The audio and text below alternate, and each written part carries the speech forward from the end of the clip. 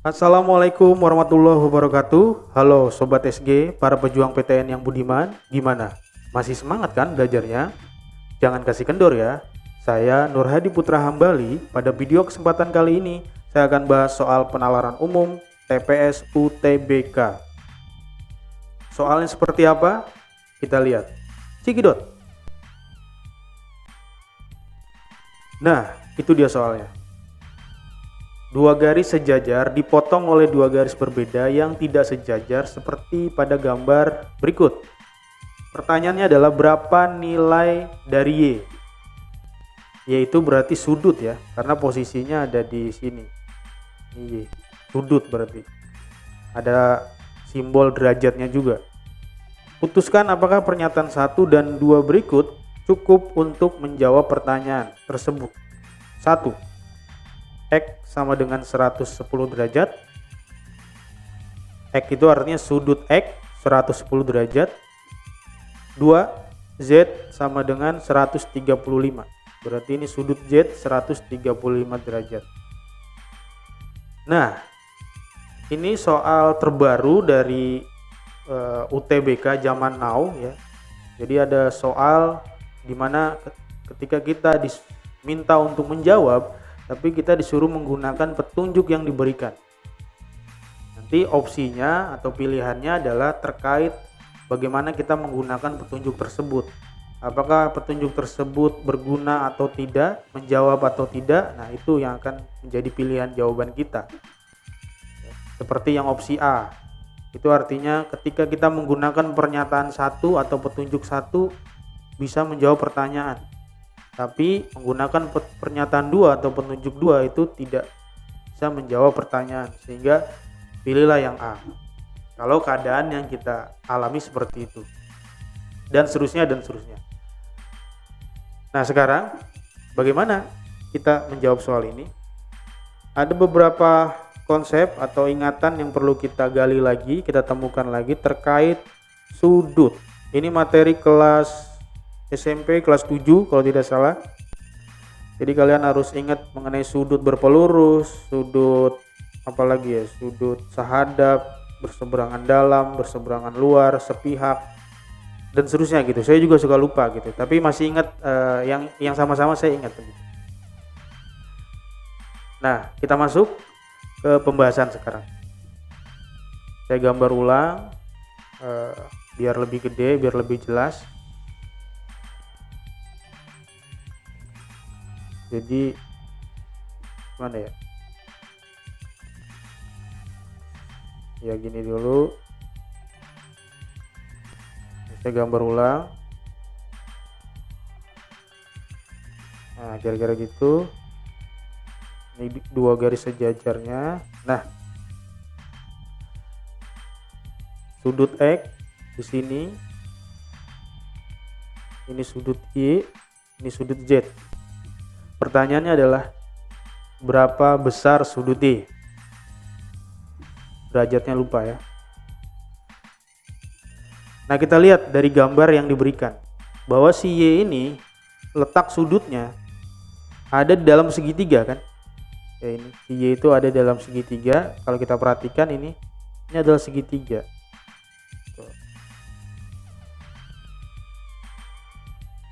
Artinya apa? Artinya si Y ini memenuhi konsep sudut dalam segitiga. Kita tahu bahwa jumlah sudut dalam segitiga itu 180 derajat ya. Jadi jumlah sudut dalam segitiga sama dengan 180 derajat. Jumlah sudut dalam segitiga sama dengan 180 derajat. Kalau kita crop yang segitiga yang merah ini, kita crop, misalkan di sini, begitulah kira-kira ya. Sini sudut Y, nah, ini kita kasih sudut alfa dan beta. Artinya Y ditambah alfa ditambah beta itu sama dengan 180 derajat. Artinya kalau kita ingin mencari nilai Y atau mendapatkan nilai Y, maka kita perlu perhitungan 180 derajat dikurangi alfa plus beta. Alfa plus beta itu apa? dua sudut sisanya. Jadi dari sini arah perhitungan kita, orientasinya adalah supaya kita bisa menjawab pertanyaan berapa besar sudut Y, itu berarti kita membutuhkan sudut alfa dan sudut beta. Begitu. Nah, sekarang kita gunakan petunjuk. Bisa nggak petunjuk yang diberikan itu membuat kita ketemu dengan nilai alfa dan beta? Kita gunakan petunjuk 1. Gunakan petunjuk atau pernyataan. Gunakan pernyataan 1.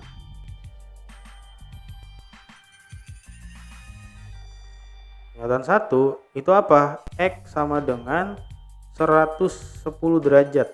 Tuh. X itu ada di mana? X itu ada di sini nih posisinya tuh. Berarti di sini 110. Ya. Nah, dari konsep sudut sehadap berseberangan dalam berseberangan luar tadi, maka nilai sudut X di sini sama juga kayak di sini nih. Nah, ini sama nih. Ini juga 110 derajat. Begitu ya. Ini namanya apa ya? Sehadap kalau tidak salah ya. Yang jelas dia sama besar sudutnya.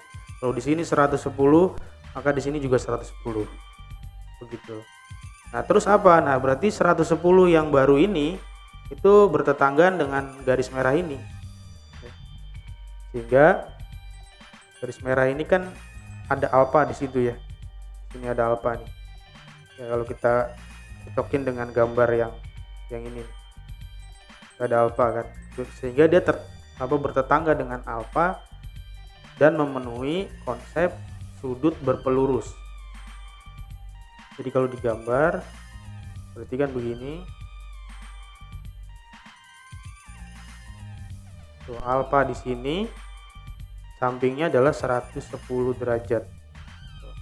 Nah, dia bertetangga ini. Nah, ini dia namanya berpelurus. Ini sudut berpelurus. Sudut berpelurus.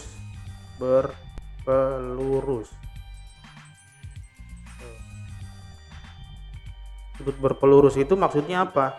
Jumlah sudutnya 110 derajat ditambah alfa itu sama dengan 180. Berarti kalau begitu alfa sama dengan 180 dikurangi 110. Berarti alfanya adalah 70 derajat.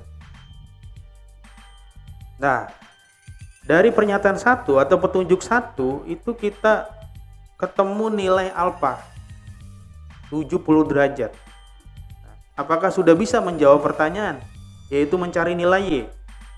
Tentu belum, karena untuk mencari nilai Y tadi nih kita perlu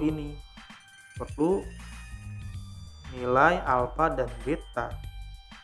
Tuh, alfanya udah ketemu, betanya bisa nggak kita cari lewat petunjuk 1 ini? Bisa nggak ya? Iya, betul, nggak bisa ya kita mencari beta. Beta itu posisinya bertetangga dengan Z dia. Di sini kan beta itu bertetangga dengan Z. Nah, berarti kalau begitu menggunakan pernyataan 1 itu tidak bisa menjawab pertanyaan. Simpulannya begitu. Menggunakan pernyataan 1 saja tidak bisa menjawab pernyataan. Atau kesimpulan sederhananya adalah 1 saja tidak cukup. 1 saja tidak cukup.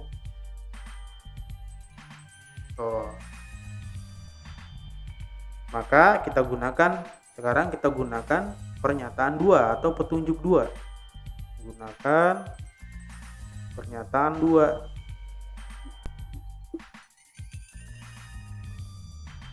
Ada apa di pernyataan 2? Pernyataan 2 itu diberikan nilai Z, sudut Z sama dengan 135 derajat. Di sini sudut Z tuh 135. Ini 135 derajat. Nah, sehingga dia bertetangga dengan beta ini. Dengan si beta. bertetangga dan memenuhi konsep sudut berpelurus lagi gitu ya. Dia bertangga jadi gini kan.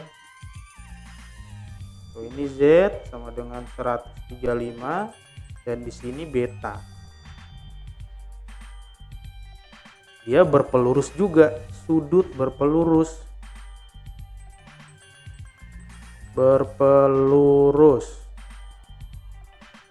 Artinya beta ditambah 135 sama dengan 180 derajat. Berarti betanya adalah 180 dikurangi 135. Berarti betanya adalah berapa? 45 ya. Derajat. Tuh. Dari pernyataan 2 atau petunjuk 2 kita menemukan nilai beta. Apakah bisa menjawab pertanyaan? Belum, karena lagi dan lagi untuk mencari nilai Y, besar sudut Y, kita perlu beta, juga perlu alfa. Bisa nggak dari pernyataan 2 ini kita dapat nilai alfa? Bisa nggak ya? Iya, nggak bisa. Dari pernyataan 2 kita nggak bisa memperoleh nilai alfa atau sudut alfa. Sehingga kesimpulannya untuk pernyataan 2 ini juga sama, 2 saja tidak cukup. Tuh. Loh, terus gimana dong Kak? Kan tadi untuk mencari besar sudut Y kita perlu sudut alfa dan sudut beta. Dua-duanya harus ada. Di petunjuk 1 kita dapat alfa, di petunjuk 2 kita dapat beta. Artinya kalau mereka kita gunakan bersama-sama, petunjuk 1 kita pakai, petunjuk 2 kita pakai, maka bisa menjawab pertanyaan kan? Iya Kak, iya. Jadi jawabannya adalah menggunakan petunjuk 1 dan 2. Jawabannya adalah gunakan pernyataan 1 dan 2. 1 dan 2 sehingga Y sama dengan 180 dikurangi alfanya 70 ditambah betanya 45. 180 dikurangi 100 berapa? 115 gitu ya. Berarti 180 dikurangi 115 65 derajat. Ini kalau mau kita hitung nilai Y-nya. Ketemulah Y itu. Kejawablah pertanyaan. Kalau kita menggunakan 1 dan 2 bersama-sama bisa menjawab. Jadi apa pilihan opsinya? Yaitu yang C. Yang C adalah opsi untuk 2 pernyataan bersama-sama cukup untuk menjawab pertanyaan. Jadi ketika mereka bekerja sama itu bisa menjawab. Tetapi kalau 1 pernyataan saja tidak cukup. Ya terbukti kalau kita gunakan 1 doang atau 2 doang itu nggak bisa ngejawab. Jadi mereka harus bekerja sama. Jadi jawaban yang sesuai adalah C. Gimana? Mudah bukan?